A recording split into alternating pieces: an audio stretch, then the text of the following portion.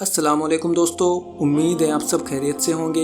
दोस्तों, इस दुनिया में हर इंसान के लिए सबसे अजीज़ और इज़्ज़त व एहतराम रखने वाले जो लोग होते हैं वो उनके वालिदैन यानी उनके माँ बाप होते हैं, जिनसे वो सबसे ज़्यादा मोहब्बत करते हैं। और वो ये हरगिज़ नहीं चाहते हैं कि उनके माँ बाप को कभी कोई तकलीफ़ हो या उन्हें हल्की सी भी चोट लग जाए। लेकिन दोस्तों, एक औलाद के लिए मुश्किल तब खड़ी होती है जब वो इस्लाम कबूल कर लेता है और उसे मालूम पड़ता है कि उनके माँ बाप तो काफिर हैं और अगर वो इसी हाल में मर गए तो उन्हें जहन्नुम की आग में जलना पड़ेगा। तब वो अपनी हर कोशिश करता है उन्हें बताने की, उन्हें समझाने की, लेकिन यहीं से उनकी सबसे बड़ी आजमाइशें शुरू हो जाती हैं और फिर उनके साथ वो हो जाता है जो उन्होंने कभी सोचा भी नहीं होता है। तो दोस्तों, आज की इस वीडियो में हम यही दिखाएंगे कि जब एक हिंदू लड़का इस्लाम कबूल करता है तो उनके घर वालों का क्या रद्द अमल रहता है जब वो उन्हें इस्लाम की दावत देता है और उन्हें इस्लाम के बारे में बताता है। तो दोस्तों, आप इस वीडियो को पूरा देखें और इसी तरह की रिवर्ट मुस्लिम की स्टोरीज देखने के लिए हमारे चैनल को सब्सक्राइब कर लें। और हम आपसे बताना चाहेंगे कि अगर आपकी इनकम 30,000 से कम है और आप ऑनलाइन वर्क करना चाहते हैं लेकिन स्कैम और फ्रॉड के डर की वजह से और पैसे ना होने की वजह से ऑनलाइन वर्क नहीं कर पा रहे हैं, तो आप हमें इस नंबर पर व्हाट्सएप करें। इंशाअल्लाह हम आपको गाइड करेंगे कि आप अपनी इनकम को 30,000 से ऊपर कैसे ले जा सकते हैं। आगे हैं ये क्या नाम है इनका पारस। हेलो। जी भाई, पारस साहिब। जी, जी, अस्सलाम वालेकुम।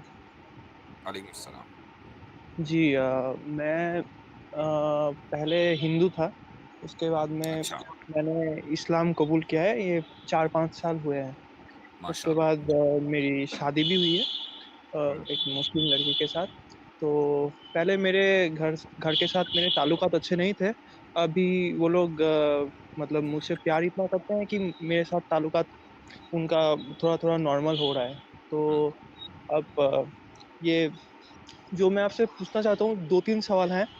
पहला सवाल ये है कि मैं जब मेरे मम्मी-पापा को जब इस्लाम की दावत मैं जब मैं दे रहा हूँ तब मतलब अगर इस्लाम के बारे में या रसूलुल्लाह सल्लल्लाहु अलैहि वसल्लम के अगर कोई कोई ऐसी बात करें कि इससे उनकी तौहीन हो, तो क्या मतलब मुझे क्या दावत को कंटिन्यू रखना चाहिए या मतलब उनसे कोई बात नहीं करनी चाहिए या उनसे रिलेशन नहीं रखना चाहिए ऐसा? देखें, दावत दो तरह से होती है रिश्तेदारों में खुसूसन। एक तो डायरेक्ट तरीका होता है जिसको आप एक्टिव दावा कह लें और एक पैसिव दावा है।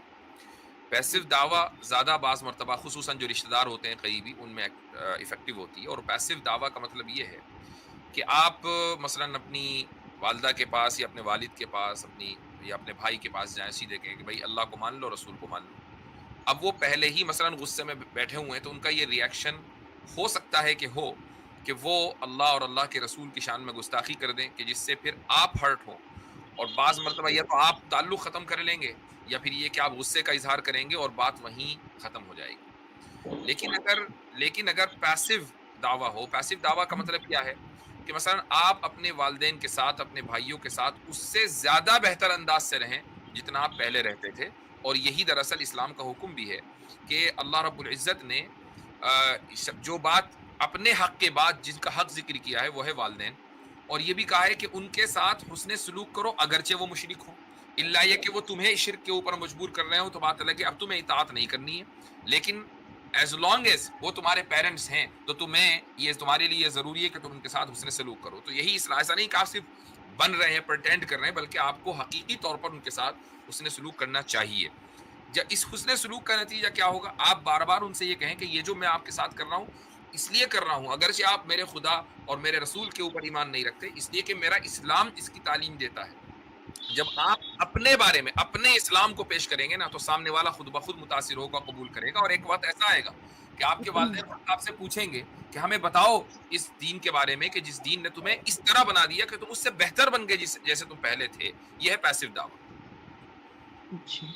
जी मैं 1-2 पॉइंट मैं बोलना चाहता हूँ कि ये मैंने करीब-करीब 1-2 साल से मैंने उनको दावत देना शुरू किया है और हुँ, वो मतलब हिंदू हैं तो मुझे आपके वीडियोज़ के थ्रू या यहाँ से जो भी मतलब उनके दिन के अंदर जो भी ख़ामियाँ हैं, तो हुँ, मैं जब उनसे हाइलाइट करता हूँ, तो वो गुस्से हो जाते हैं। हुँ, तो मैं उनको प्रूफ़ देता हूँ।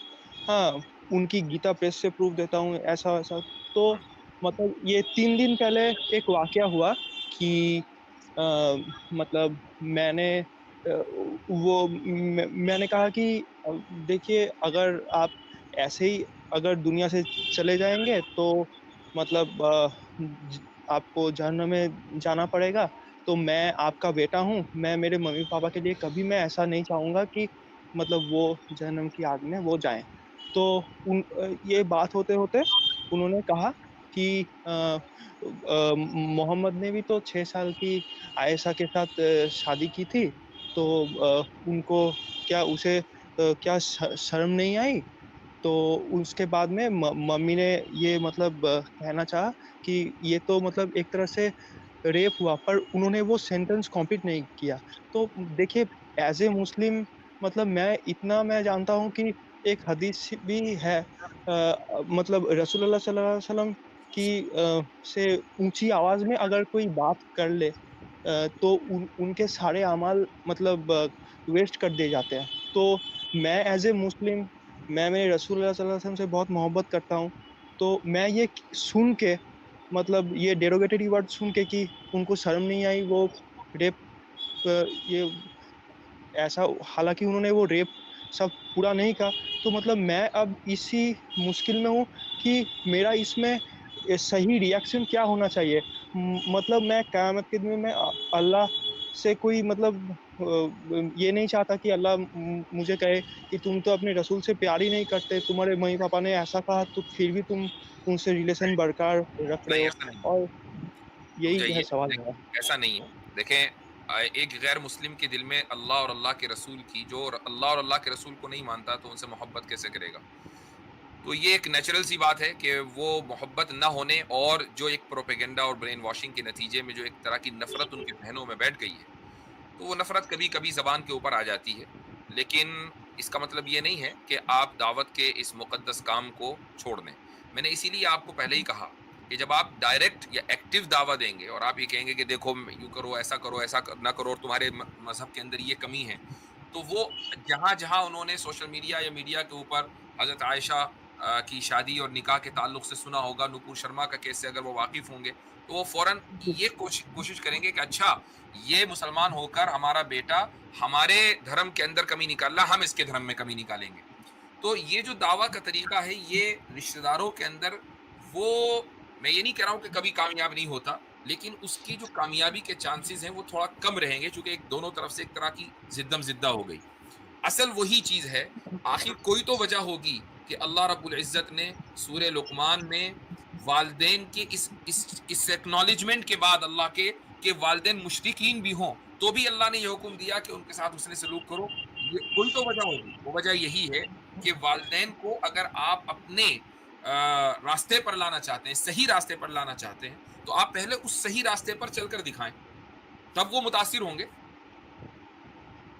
ये बात है ना? अच्छा, हज़रत जी, मैं कुछ इज़ाफ़ा कर सकता हूँ जी, इधर-उधर? बिल्कुल। जी। पारस भाई मुझे सुन पा रहे हैं ना आप? सिर्फ़ मुझे बता दीजिएगा ताकि मैं फिर आपसे कुछ रख पाऊँ। माइक म्यूट आपका किया था क्योंकि बैकग्राउंड में शोर आ रहा था। तो आप जी, सुन पा रहे हैं मैंने ना? अभी अनम्यूट जी, कर थैंक जी, यू, मैंने थैंक अनम्यूट यू। कर दिया। जी, जी, जी। Thank you. अच्छा हज़रत ने जो तरीका बताया वो तो बहुत ही शानदार है और मेरे ख़्याल से काफ़ी बात है, सूरह लुक़मान का हवाला भी दिया। हज़रत इब्राहीम अलैहिस्सलाम ने ना अपनी छोटी ऐज में दावत का काम किया है। तो कुरान में उनकी एक मिसाल दिखाई गई है कि वो एतराज़ात की बजाय सवालात उठाते थे। जो नौ मुस्लिम है ना, इब्राहीम अलैहिस्सलाम के तरीक़ा दावत में उनके लिए उसवा हसना है। अगर वो देखना चाहें, तो इब्राहीम अलैहिस्सलाम एतराज़ की बजाय सवाल उठाते थे। सवालात जो होते हैं, वो कई जगह पर अगले को सोचने का मौका भी देते हैं और उस भी महसूस नहीं होता कि तनकीद की जा रही है। चूँकि अब ज़ाहिर बात है, एक तो आपका उनके साथ ताल्लुक है मैं म्यूट कर रहा हूँ क्योंकि मुझे शोर आ रहा है, मैं माज़रत चाहता हूँ। आप सुन लीजिएगा गौर से और फिर देख लीजिएगा। होता ये है कि जो बेटा माँ-बाप का ताल्लुक है, जैसे इब्राहीम अलैहिस्सलाम का डायरेक्ट गुफ्तगू अपने वालिद से भी दिखाई गई है, उसमें भी दावत का उनसा नज़र आता है। तो जो वालिदैन हैं या वालिदैन का बच्चों के साथ बहन-भाइयों का ताल्लुक होता है, ये जज़्बात की बुनियाद पर होता है, इमोशनल ताल्लुक है। इसमें वो ज़्यादातर जज़्बाती होकर सोच रहे होते हैं, मंतकी या अक्ली यानी तर्क और बुद्धि इस्तेमाल नहीं कर रहे होते बल्कि जज़्बाती। उनका जो स्वभाव है या भावनाएँ हैं, उनका वो इस्तेमाल कर रहे होते हैं। एक तो ये तरीका है। दूसरा ये है कि आपने कोशिश ये करनी है कि जहन्नम और जन्नत के बारे से हटकर आप अमली ज़िंदगी के पहलू को सामने रखें। क्योंकि जन्नत और जहन्नम का जो आप मामला रखते हैं, ये जज़्बाती दलील हो जाती है, जिसमें वो फिर जज़्बात इस्तेमाल करते हैं। ये मेरी राय है, मैं गलत भी हो सकता हूँ। एक तो ये चीज़ है। दूसरा ये है कि आपने अगर वो इस चीज़ को गलत समझते हैं, जिस तरह वो तनकीद उठाते हैं, तो उनको ये चीज़ पता होनी चाहिए, बहैसियत एक हिंदू के, कि जो श्री कृष्णा जी हैं, एक बड़ा नाम है सनातन धर्म में, उन्होंने रुक्मिणी जो हैं, वो 8 साल की शादी की है। शादी होना छोटी उम्र के अंदर ये कोई पाप नहीं है। ठीक है? तो उनको ये कन्विंस किया जाए, अगर वो गलत भी बोल रहे हैं, तो थोड़ा हौसला हिम्मत करके अपने दिल में मज़बूती के साथ आपने उनको ये बताना है कि शादी करना पाप नहीं रहा हुआ। श्री कृष्णा ने शादी की है, हम उसको गलत नहीं कहते। श्री कृष्णा की रुक्मिणी के साथ शादी को हम गलत नहीं कहते। श्री राम की सीता के साथ शादी को हम गलत नहीं कहते, चाहे छोटी एज ही क्यों ना हो। ये उनको समझाना होगा कि शादी जिस तरह गलत नहीं हो सकती, इसी तरह मोहम्मद सल्लल्लाहु अलैहि वसल्लम ने हज़रत आयशा से छोटी आयु में अगर शादी की है, वो शादी है। वो कोई रेप खुदा ना खास्ता या कोई गलत चीज़, व्यभिचार ऐसी नाउज़ुबिल्लाह कोई चीज़ नहीं थी। ये चीज़ें अगर रखें तो मेरे ख़्याल से उन जिस तरह हज़रत ने साथ बताया, अपना अच्छा अख़लाक रखें, एक अच्छे बेटे बनें। हमारे पास एक सनातनी दोस्त आए थे, उन्होंने इस्लाम कबूल किया। सनातन धर्म में जब वो थे, वो शराब पिया करते थे। उनके वालिद उनको रोक-रोक के थक गए, वालिदा उनकी उनकी माता जो है रोक-रोक के थक गईं कि शराब ना पियो, पढ़ाई नहीं करते। उन्होंने इस्लाम कबूल किया, शराब छोड़ दी। उनके माता-पिता इतने इम्प्रेस हुए कि इसने हमारी बात नहीं सुनी, धर्म की बात नहीं सुनी और इस्लाम कबूल किया तो इतना अच्छा बेटा बन गया है कि सफाई-सुथराई का ख़्याल रखता है, शराब नहीं पीता और लड़कीबाज़ी से बच गया है और अपने आप को जो है ना वो सीधा रखता है और हमारा सम्मान करता है। ये चीज़ें जब आप दिखाएँगे तो आपके माता-पिता को जब एक पॉज़िटिव चेंज नज़र आएगी कि ये उन जवान लड़कों की तरह नहीं है जो शराबें पिएँ, गाली-गलौच करें, लड़कियाँ घुमाएँ, आवारागर्दी करें, बल्कि एक अच्छा मोतबर इंसान बन गया है। तो फिर आपको आधी दावत आपकी वैसे हो जाएगी, जैसे हज़रत ने बताया कि वालिदैन के साथ अच्छे से ताल्लुक रखें। ये मेरी गुज़ारिश थी मेरा भाई। चलें। जी और 1-2 सवाल हैं सर। मैं एक्चुअली थोड़ी मुश्किल में हूँ, मतलब मुझे क्या करना चाहिए वो मुझे समझ नहीं आ रहा है। और एक बात जो पूछना चाहता हूँ कि मेरे पापा वो 3 दिन के पहले वो उन्होंने बहुत ही एक डेरोगेटरी वर्ड कहा था रसूलुल्लाह सल्लल्लाहु अलैहि वसल्लम के चलें बारे में, तो मैंने उन ऐसे करें, मैं आपको एक चीज़ बताता हूँ, फ़राज़ भाई, ये सारी चीज़ें आप हज़रत को ईमेल कर दें, हाँ, ठीक है? या उनके साथ पर्सनल डिस्कशन कर लें क्योंकि सारी एक ही कैटेगरी के अंडर आ रही हैं। इसका या सबका जवाब वही है जो हज़रत ने स्टार्ट में दे दिया है। तो एक-एक जी, डेरोगेटरी वर्ड आप बोल के उसकी टेंशन ना लें। ठीक है मेरा भाई? बेफ़िक्र रहें। नहीं बस मुझे ठीक है? बस एक हाँ, बस चीज़ आप बोल नहीं वो दीजिए, हो गया। मतलब वो आप ऐसे करें, डेरोगेटरी मैं आपको वर्ड बता फ़राज़ भाई नहीं, मैं आपको बता रहा हूँ ना, देखिए आप वो मेरा ईमेल ईमेल कर चल दें, रहा है, आप मेरा ईमेल चल ईमेल रहा है। नोट कर लीजिए और मुझे आप ईमेल हाँ, कर दो इंशाल्लाह और अपना यही नाम रखिएगा ताकि मुझे पता चल जाए कि जी, आप कौन हैं। बहुत ठीक है। शुक्रिया। Thank you. ठीक है।